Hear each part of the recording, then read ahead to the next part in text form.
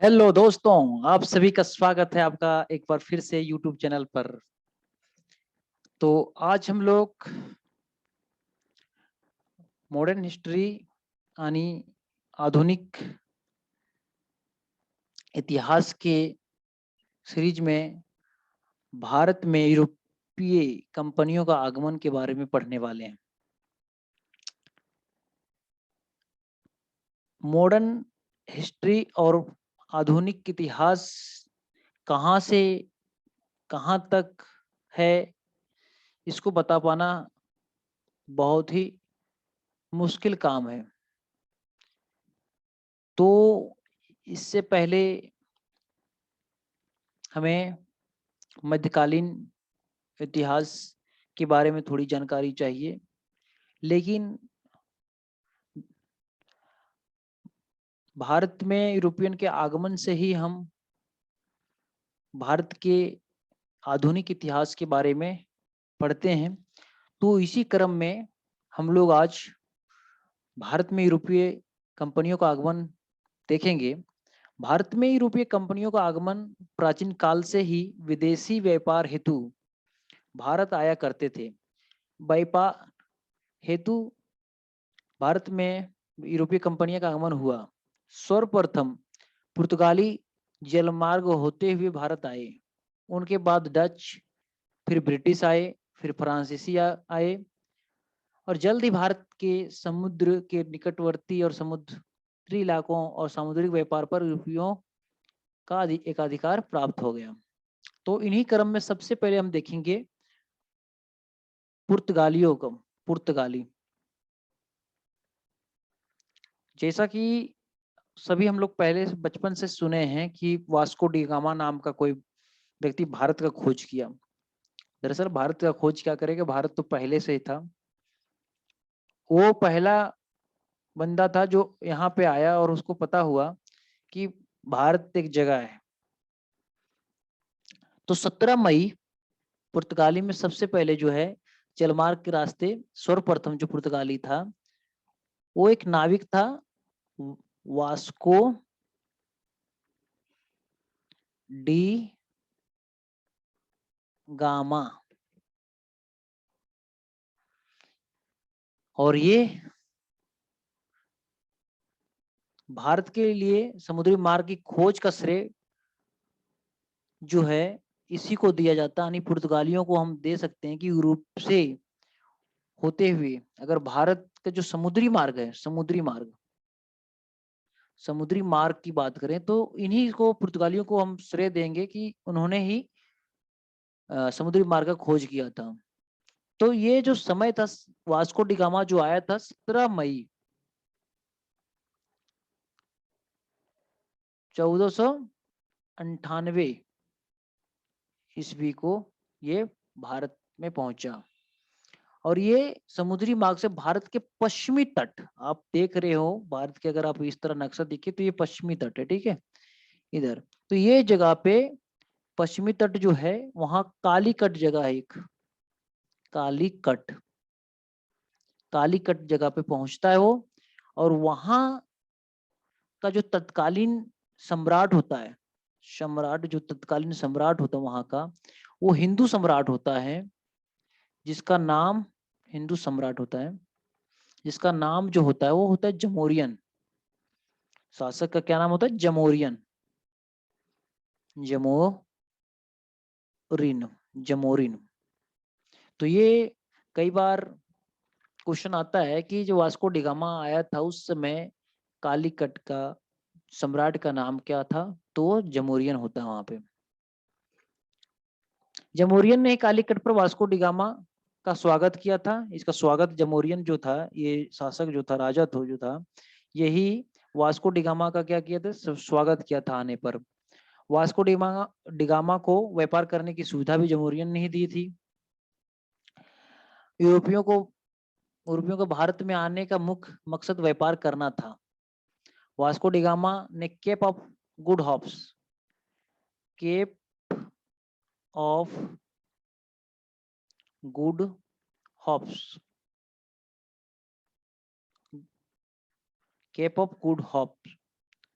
के रास्ते भारत तक के समुद्री मार्ग की खोज की थी। अब केप ऑफ, इसको अगर ऐसे लिखे, केप ऑफ गुड होप, यानी ये जो जगह है इस रास्ते से होके आया था। तो आप देखेंगे कि जो ये अरब अफ्रीकन कंट्री है, इसके जो लास्ट इधर कोने वाला जो पॉइंट है, इसको हम कहते हैं कैप ऑफ गुड होप।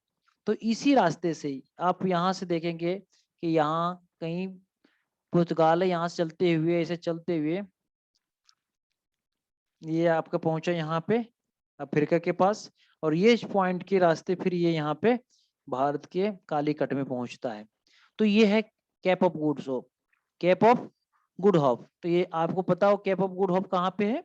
ये आप अफ्रीका कंटिनेंट है, उसके जो बिल्कुल निचला पोर्शन है, उस जगह पे आप केप ऑफ गुड होप्स कह सकते हैं, वहां पे है। तो उसी के रास्ते वास्को डी गामा कालीकट के तट पर पहुंचता है, जहां पे कालीकट का जो हिंदू सम्राट है जमोरिन, वो उनका स्वागत करता है।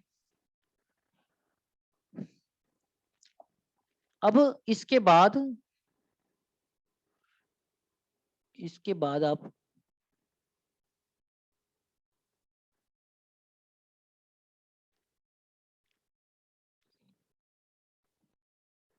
अब वास्को डी गामा आया भारत 1498 में, और ये यहाँ से बहुत सारे सामान लेके गया पुर्तगाल, और वहां पे 10 गुना ज्यादा दामों पे, लगभग 10 गुना ज्यादा दामों पर वहां पे सामान बेचा। तो उनकी आंखें खुल गई और उनको लगा कि मसाले वगैरह जो भी लेके गया था कि ये तो बहुत अच्छा व्यापार हो रहा है, वहां से सामान यहाँ लाके बेचते, तो यहाँ पे बहुत अच्छी कीमतों पर यहाँ पे बेचा जा सकता है। तो 1505 में, 1505 यानी 1505 ईस्वी में फ्रांसिस्को डी अल्मीडा नाम का एक बंदा आता है, फ्रांसिस्को डी, उनके नाम में ही डी होता है, सब में नाम में डी आता है, इस वजह से कंफ्यूज होने की बात नहीं। अल्मीडा, ये नाम याद रखिए, क्वेश्चन में आता है। फ्रांसिस्को डी अल्मीडा नाम का पुर्तगाली जो है, पुर्तगाली को भारत में पुर्तगाली क्षेत्रों का अधिकृत गवर्नर बनाकर भेजा जाता है। इसको भारत क्षेत्र में पुर्तगाली गवर्नर बनाकर भेजा जाता है, इनको यहाँ पे भारत में व्यापार करने के लिए। फ्रांसिस्को डी अल्मीडा को हिंद महासागर में व्यापार पर पुर्तगालियों का नियंत्रण स्थापित करना था कि जो हिंद महासागर है, इसमें पहले से बहुत सारे अरब जो थे ट्रेडमैन, अरब के व्यापारी वो थे, यहाँ पे कर रहे थे। अब व्यापार करने आए तो कंपटीशन है यहाँ पे, तो इनको कंट्रोल करने के लिए फ्रांसिस्को डी अल्मीडा को गवर्नर बना के भेजा गया कि आप जाइए और हिंद महासागर पे क्या कीजिए, कंट्रोल कीजिए, और अपने कंट्रोल में, अपने अंडर में लीजिए वो सारे कंट्रोल को। बट क्या हुआ, वो ये काम में फ्रांसिस्को डी अल्मीडा जो है 1505 में आया, लेकिन ये 1509 ईस्वी में ये वापस चला जाता है, क्योंकि ये असफल रहता है, ये कर नहीं पाता, ये काम ये कंट्रोल नहीं कर पाता है, और ये वापस पुर्तगाल चला जाता है। तो फ्रांसिस्को डी अल्मीडा के जाने के बाद जब वो 1509 ईस्वी में वापस जाता है, तो फिर उसके बाद दूसरा जो पुर्तगाली गवर्नर है, इसका नाम भी बहुत इंपॉर्टेंट है, Alfonso de Albuquerque, Alfonso Alfonso de Alfonso de Albuquerque, Albuquerque, ये नाम है, अल्बुकर्क को पुर्तगाली गवर्नर बना के भेजा जाता है। अल्फांसो डी अल्बुकर्क, नाम भी ऐसी अजीब सी है, को ही भारत में पुर्तगाली शक्ति का असली संस्थापक माना जाता है। अगर भारत में पुर्तगाली शक्ति का संस्थापक अगर बोला जाए, तो आप अल्बुकर्क नाम जहां भी आएगा उसको आप बोल सकते हैं, यानी पुर्तगाली शासन का संस्थापक। संस्थापक अगर हम बात करें तो ये कौन सा होगा? Alfonso de Albuquerque. ये कब आया था? 1509 ईस्वी में आया था। क्यों आया था? क्योंकि फ्रांसिस्को डी अल्मीडा जो है वो असफल होकर चले जाते हैं। उनको बोला जाता है कि आप अरबियन जो है, अरबियन ट्रेड्समैन है, अरबियन व्यापारी जो है, उन पे कंट्रोल कीजिए और वहां पे अपना कंट्रोल लीजिए उनके ऊपर।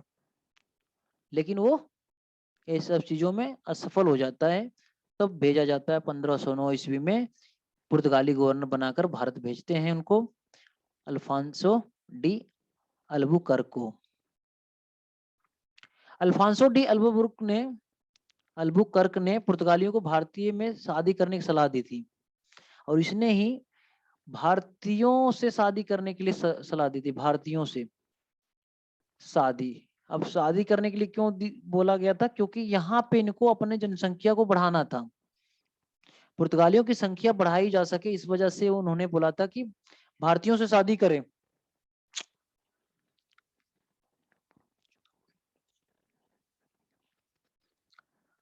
अब अल्फांसो डी बुल्क ने गोवा और फारस की खाड़ी में स्थित, गोवा और फारस की खाड़ी जो है, फारस की खाड़ी, इनके बीच में एक क्या है? हॉर्मुज द्वीप है। ये रहा हॉर्मुज द्वीप, हॉर्मुज द्वीप को अपने आधिपत्य किया था, यानी उस पे अपना कंट्रोल कर लिया था, अपना कंट्रोल यहाँ पे कर लिया था। किसने? अल्फांसो दी अल्बुकर्क ने। 1510 ईस्वी में पुर्तगालियों ने गोवा को बीजापुर से छीना था। अन्य पहले जो था बीजापुर जो था, गोवा जो था बीजापुर के अंडर में आता था। बीजापुर साम्राज्य होगा, बीजापुर के सम्राट जो होंगे, जो राजा होंगे, उनके अंदर गोवा था। उनसे गोवा को कब छीना था इन्होंने? 1510 ईस्वी में। बीजापुर का तत्कालीन शासक यूसुफ आदिल शाह था उस समय, जो इस समय 1510 में बीजापुर का जो बीजापुर का शासक जो था वो कौन थे? यूसुफ आदिल शाह, आदिल शाह। तो इनसे इन्होंने छीना था। और 1503 अल्फांसो दी अल्बुकर्क ने ही कोचिन में 1503 में कोचिन में पुर्तगाली दुर्ग का निर्माण करवाया था। 1530 ईस्वी में गोवा भारत में पुर्तगालियों की राजधानी थी, यानी पुर्तगालियों की राजधानी जो थी वो गोवा बनी। गोवा क्या बन गई? राजधानी। किसकी राजधानी? ये पुर्तगालियों की राजधानी। कहाँ पे? भारत में पुर्तगालियों की राजधानी, पुर्तगाली, पुर्तगाली भारत में पुर्तगालियों की राजधानी गोवा बन गई। यहीं पर पुर्तगालियों का मुख्यालय भी था। राजधानी तो मुख्यालय था, यानी सारा जो काम धाम पूरे पे कंट्रोल करना यहीं से करना, मुख्यालय।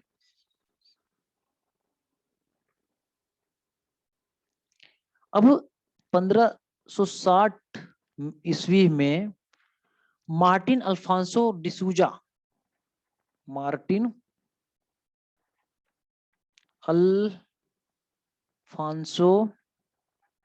डिसूजा को गवर्नर बनाकर भेजा गया, जिसके साथ ईसाई संत फ्रांसिस्को जेवियर आए थे। और इसी के साथ कौन आए थे? फ्रांसिस्को, फ्रांसिस्को जेवियर, जेवियर जो क्या थे? एक ईसाई संत थे, ईसाई संत, जिसने गोवा में स्थानीय जाति और मछुआरों को ईसाई धर्म अपनाने के लिए प्रेरित करता था। इसका काम क्या था? फ्रांसिस्को जेवियर का, जो यहाँ के स्थानीय लोग हैं, स्थानीय लोगों को प्रेरित करते, किस लिए? ईसाई धर्म के लिए।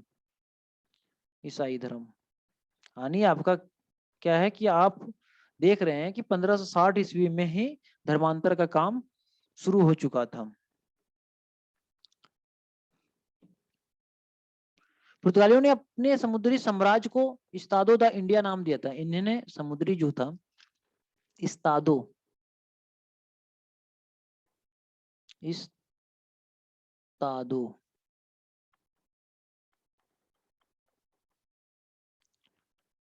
इस्तादो द इंडिया, ये नाम दिया गया था अपने उनके साम्राज्य को।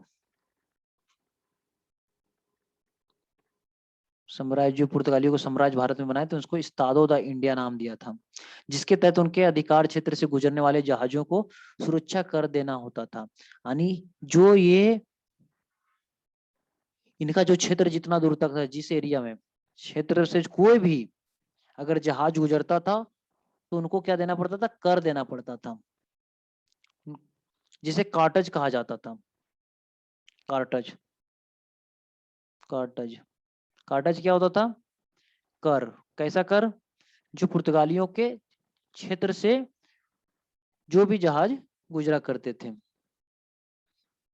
यह एक परमिट की भांति हुआ करता था और मुगल साम्राज्य के महान शासक अकबर को भी ये सुरक्षा कर देना पड़ता था। अब यहाँ पे क्या है, अकबर, अकबर अकबर जो थे मुगल साम्राज्य के, इनको भी एक कर देना पड़ता था। किनको, पुर्तगाली को, पुर्तगालियों को। भारत में लाल मिर्च, आप देख लीजिए यहाँ पे लाल मिर्च जो है, दूसरा है काली मिर्च, मिर्च, तंबाकू, तंबाकू, काली मिर्च, तंबाकू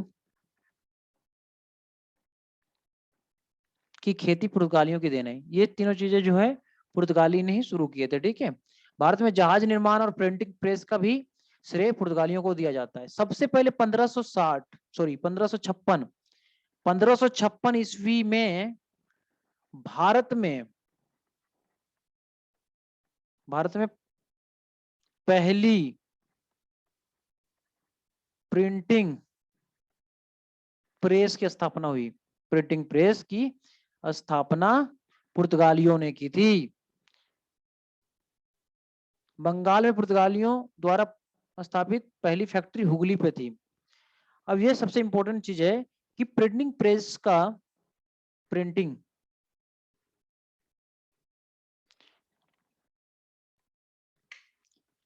प्रिंटिंग प्रेस जो है, प्रिंटिंग प्रिंटिंग प्रिंटिंग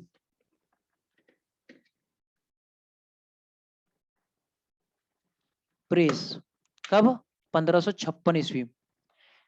कौन किया है यहाँ पे शुरुआत इनकी, पुर्तगाली। तो ये इंपॉर्टेंट क्वेश्चन हो जाता है, इसको याद रखें।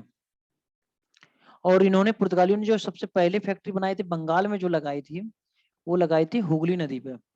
हुगली में, हुगली जगह है वहां पे, हुगली नदी भी है। पौंडीचेरी पर कब्जा करने वाले पहले यूरोपियन यूरोपियन जो थे वो कौन थे, यूरोपीय शक्ति पुर्तगाली थे, जिन्होंने 1793 ईस्वी में पौंडीचेरी पौंडीचेरी पर आधिपत्य यानी इनमें कंट्रोल कर लिया था पुर्तगाली। अब ये चीज था।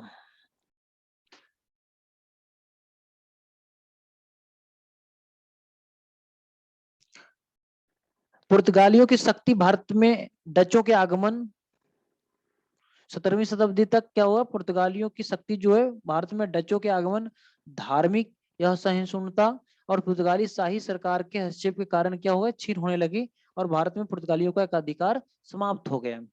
किस वजह से, एक तो पहले बार डच आने लगे, डच यहाँ का आगमन हो गया। दूसरी बात धार्मिक असहिष्णुता, धार्मिक यह सहिष्णुता,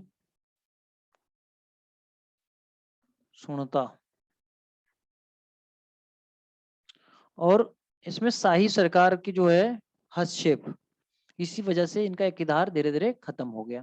तो आपने यहाँ पे देखा कि सबसे पहले जो हमारे यूरोपीय कंपनियों में से सबसे पहले जो आए यूरोपियन वो थे पुर्तगाली। पुर्तगाली में कौन? 1498, 17 मई 1498 वास्को डी गामा। ये जाते 1505 ईस्वी में फ्रांसिस्को डी अल्मीड़ा नाम के पुर्तगाली भारत भेजा जाता है। उनको बोला जाता है कि हिंद महासागर में व्यापार पर पुर्तगालियों का नियंत्रण स्थापित करें, पर वो असफल हो जाते हैं और वो लौट के 1509 में चले जाते हैं। 1509 में ही इनको फ्रांसिस्को डी अल्मीड़ा जाने के बाद अल्फांसो डी अल्बुकर्क नाम के एक पुर्तगाली को पुर्तगाली गवर्नर बना करके भारत भेजा जाता है। भारत में पुर्तगाली शक्ति का असली संस्थापक भी उन्हीं को माना जाता है, क्योंकि इन्होंने अच्छा खासा कंट्रोल कर लिया था हिंद महासागर पे। और इन्होंने हॉर्मुज द्वीप जो है फारस की खाड़ी में, उस पे भी अपना आधिपत्य स्थापित कर लिया था। और 1510 में गोवा को भी बीजापुर से इन्होंने अपने अंडर ले लिया था, जो कि उस समय के वहां के जो शासक था यूसुफ आदिल शाह। 1530 ईस्वी में भारत गोवा जो है भारत में पुर्तगालियों की राजधानी बनाई गई। और 1560 ईस्वी में मार्टिन अल्फांसो डिसूजा को गवर्नर बनाकर भेजा गया, जिसके साथ ईसाई संत फ्रांसिस्को जेवियर आए थे, और जिन्होंने गोवा के स्थानीय जातीय मछुआरों और स्थानीय लोगों को ईसाई धर्म अपनाने के लिए प्रेरित किया करते थे। और पुर्तगाली जो है समुद्री साम्राज्य जो उन्होंने बनाया था, उसका नाम इस्तादो द इंडिया नाम रखा था, जिसके तहत इसके अधिकार क्षेत्र से जो भी जहाज गुजरता था और जो जहाज को सुरक्षा देने के लिए उनसे कर लिया करते थे, जिसे वो कार्टज कहा जाते थे। और इनमें इसी क्रम में उन्होंने उस समय जो मुगल साम्राज्य अकबर थे उनसे भी ये सुरक्षा कर लेते थे। भारत में अगर काली मिर्च, लाल मिर्च और तंबाकू खेती का श्रेय देंगे तो पुर्तगालियों को ही की देन है वो। भारत में जहाज निर्माण का, प्रिंटिंग प्रेस का भी श्रेय पुर्तगालियों को जाता है। और 1556 ईस्वी में भारत में पहली प्रिंटिंग प्रेस की स्थापना पुर्तगालियों द्वारा ही की गई थी। पौडीचेरी पर कब्जा करने वाले पहले यूरोपीय पुर्तगाली ही थे, जिन्होंने 1793 में पौंडीचेरी पर अपना आधिपत्य किया था। और 17वीं शताब्दी तक धीरे धीरे पुर्तगालियों का जो एकाधिकार हो समाप्त होते गया। इसके बाद आते हैं कर्म। कई बार आता है कर्म वो करने का, सजाने के कर्म में सजाइए इनको कि सबसे पहले कौन आए थे, तो ये ध्यान रखना। अब दूसरा जो यूरोपियन आए थे वो थे डच। हॉलैंड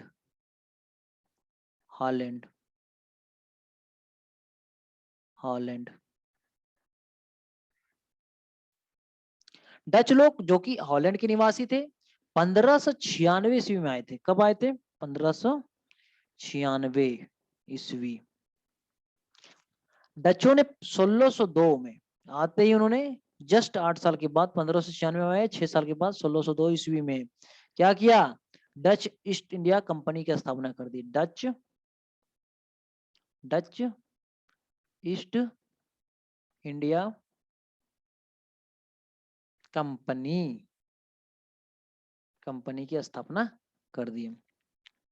डचों द्वारा ही भारत में व्यापार हेतु सर्वप्रथम संयुक्त पूंजी कंपनी शुरू की गई थी।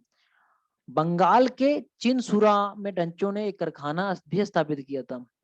डचों ने कहाँ पे किया था? डचों का प्रथम कारखाना कहोगे, कारखाना जो कहाँ पे था? बंगाल के चिनसुरा नाम भी ध्यान रखना है। चिनसुरा कहाँ पे? बंगाल। डच लोगों का मुख्य उद्देश्य दक्षिण पूर्व एशिया के टापुओं पर व्यापार करना था। भारत उनके व्यापारिक मार्ग में पड़ने वाले बस एक कड़ी थी। उनका सिर्फ काम था कि जो भी टापू पड़ रहा है, ठीक है, दक्षिण पूर्व एशिया में, दक्षिण पूर्व एशिया आप देखो, ये अगर एशिया है तो इस वाले पोर्शन में, दक्षिण पूर्व एशिया में टापू जितना था, आइलैंड्स जितने थे, उनपे इनको व्यापार करना था।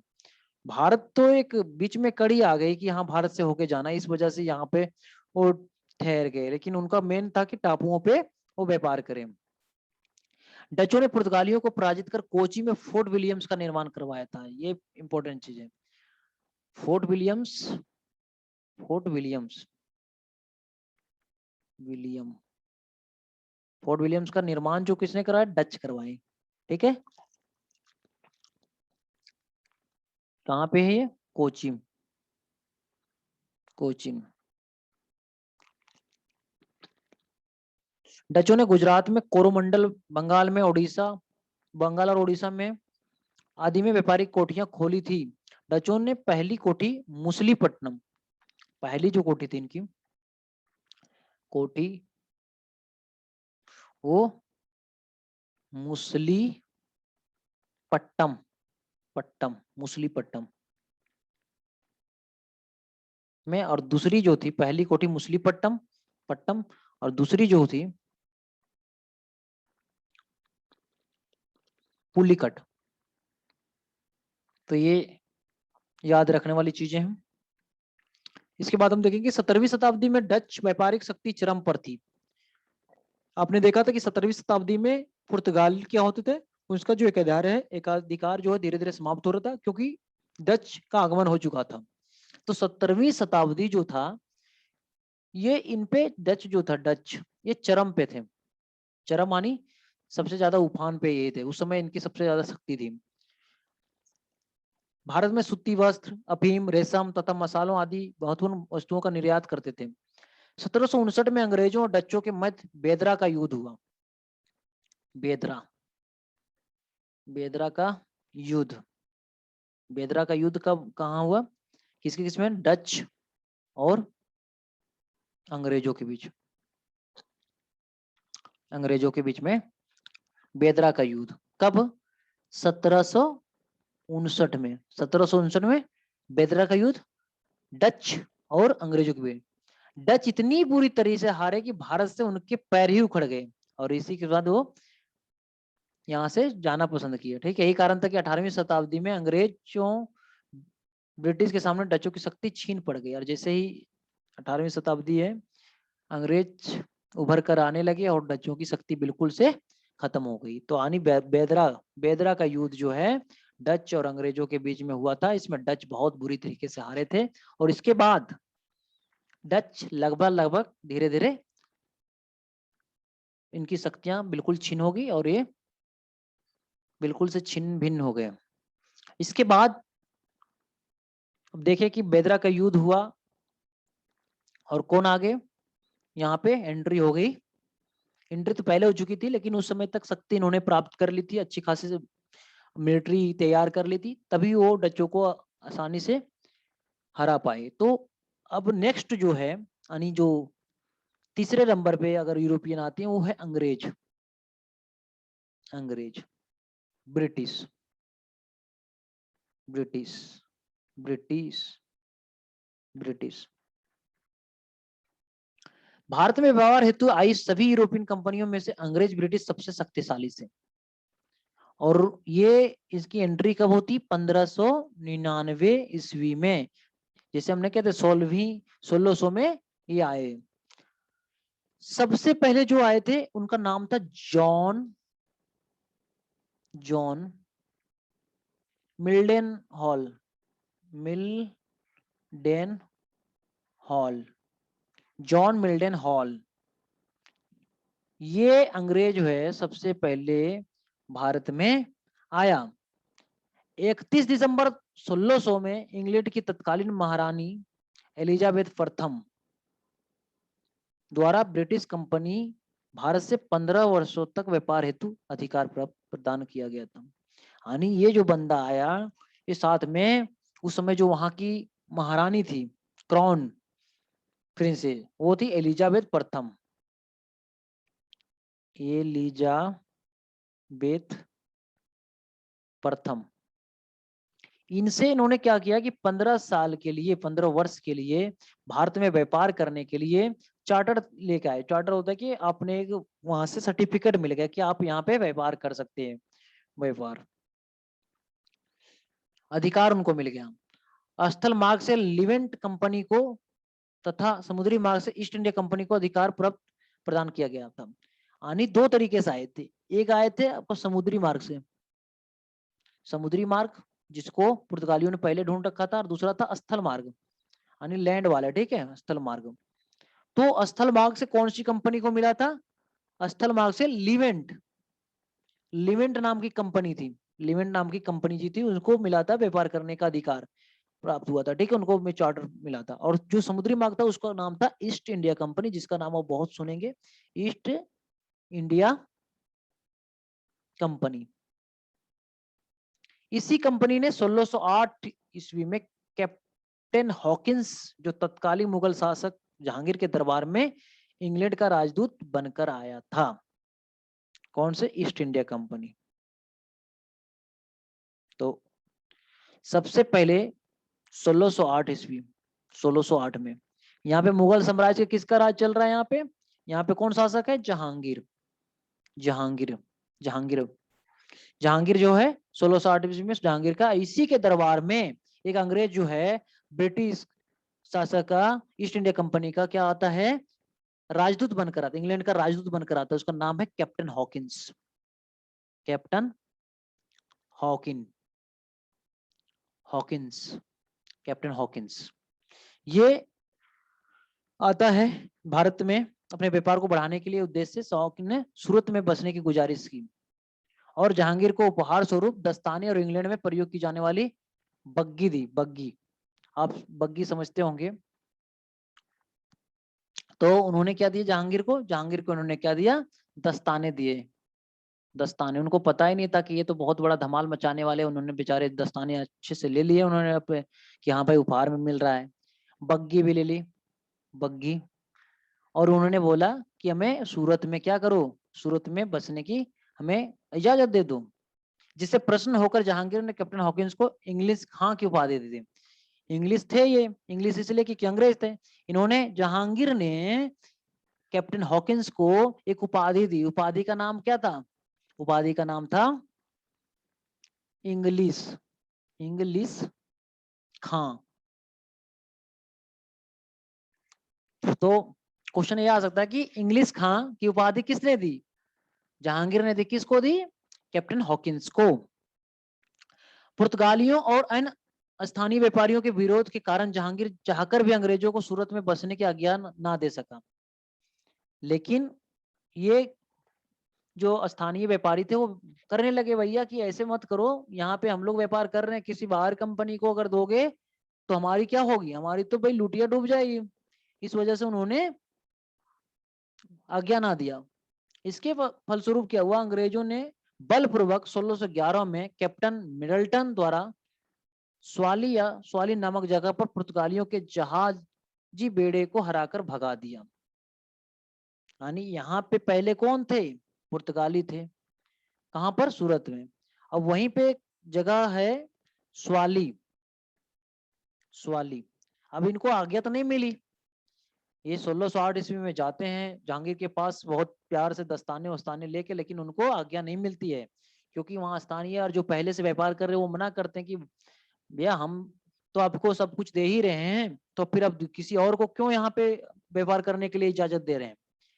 लेकिन अंग्रेज निकले चालाक, उन्होंने बलपूर्वक 1611 ईस्वी में क्या किया? इन्होंने जो पुर्तगालियों हैं उनके जहाजी बेड़े को क्या किए? इन्होंने युद्ध हुआ को छोटा मोटा उनको हटा भगा दिया।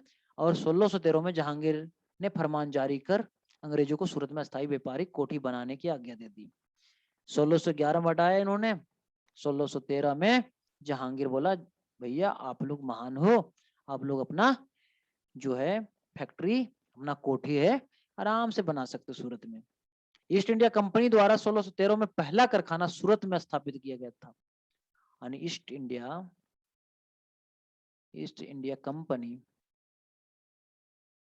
का पहला पहला जो कारखाना है, कोठी है, वो कहाँ बना? 1613 में। कहाँ? सूरत में। तो इसमें घबराने की और कंफ्यूज होने की बात नहीं है। अंग्रेजों द्वारा पहली व्यापारिक कोठी जो है, व्यापारिक कोठी जो है वो 1611 में कहा? मुसलीपट्टनम, मुसलीपट्टम पट्टम में ही स्थापित की गई थी, खोली गई थी। और कारखाना की बात करें, कारखाना और कोठी में दोनों में फर्क क्या है? कारखाना जहां चीजों को आप बना रहे हैं, कोठी जहां से आप संचालन कर रहे हैं। तो ये चीजें ध्यान रखने, कई बार कंफ्यूजन हो जाता है। 23 जून 1757 क्या होता है? प्लासी का युद्ध। प्लासी का युद्ध। अंग्रेजों का भारत में पूर्णतः प्रभुत्व हो गया था। और जो प्लासी का युद्ध है, ये किन के बीच में लड़ा जाता है? अंग्रेजों यानी ब्रिटिश ईस्ट इंडिया कंपनी और बंगाल के जो नवाब थे सिराजुद्दौला, बंगाल के नवाब कौन?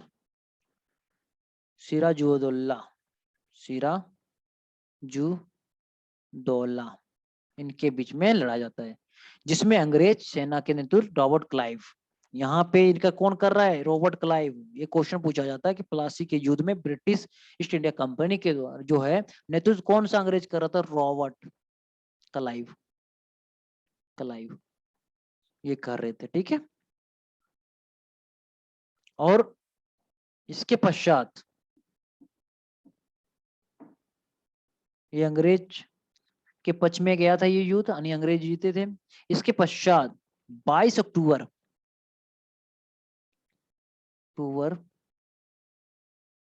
1764 को एक और सबसे ही इंपॉर्टेंट यहां से कहानी शुरू अलग हो जाती है, जो कि बक्सर का युद्ध कहते हैं इसको।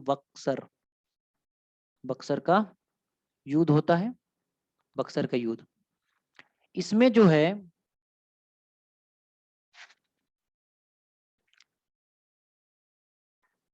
ब्रिटिश इंडिया की तरफ से ब्रिटिश ईस्ट इंडिया कंपनी और किसके बीच में? वही अवध के नवाब जो होता है, ये अवध का नवाब है। अवध का नवाब कौन? सुजा उ दौला, सुजा उद दौला।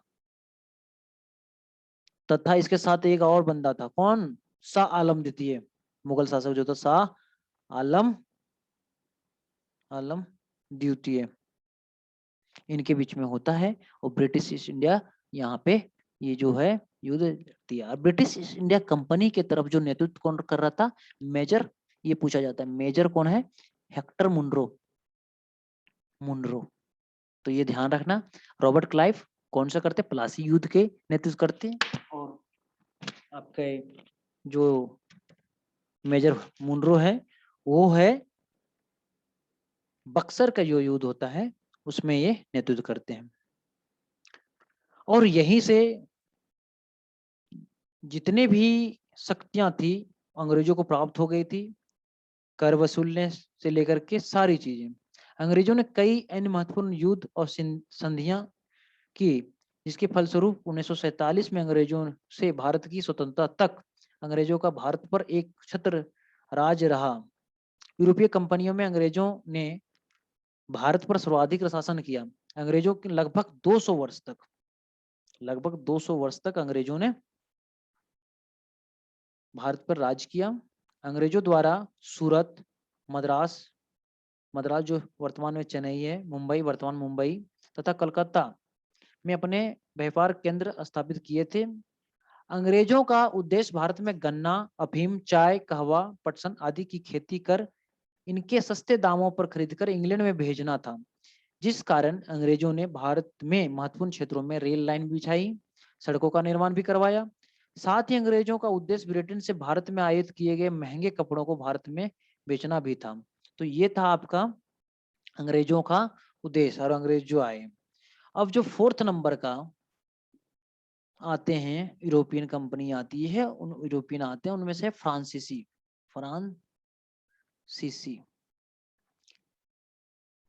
1664 ईस्वी में लुई 14 वहां का जो शासन चल रहा है, लुई 14 के का शासन चल रहा है, में उनके शासन काल में कौन आता है? कार्ल बर्ट द्वारा फ्रेंच ईस्ट इंडिया कंपनी, इनका क्या नाम है? फ्रेंच ईस्ट इंडिया कंपनी की स्थापना की जाती है, ठीक है, की थी। 1668 ईस्वी में फ्रांसीसी कैरो द्वारा, क्या नाम है इसका? फ्रांसीसी कैरो द्वारा, किससे द्वारा? औरंगजेब से आज्ञा प्राप्त कर सूरत में फ्रांसीसियों ने पहली फैक्ट्री बनाई थी। इस समय में कौन होता है? औरंगजेब। औरंगजेब इनसे आज्ञा लेता है और कहाँ बनाते हैं? सूरत में बनाते हैं अपना फैक्ट्री, सूरत में।